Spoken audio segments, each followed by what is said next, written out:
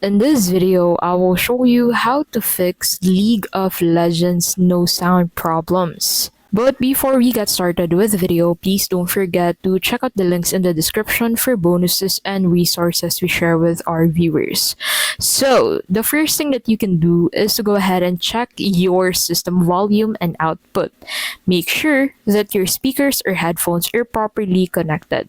You can also check on the taskbar at the bottom right of your screen. Now, another thing you can do is to go ahead and check your sound setting on your settings. So, open settings and then click on system, and then under this you'll find the sound settings. So make sure that you have set the correct output device. Another thing you can do is to go ahead and restart the game in your PC.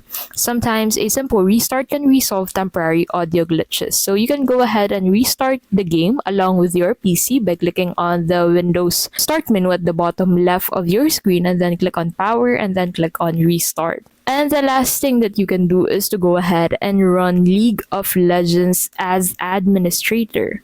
So we'll need to go ahead and close this tab before we can proceed with the last and final solution. In here, go ahead and right click on League of Legends and then click on this Run as Administrator button. This can fix permission related audio issues, and that's basically how you can fix League of Legends no sound problems.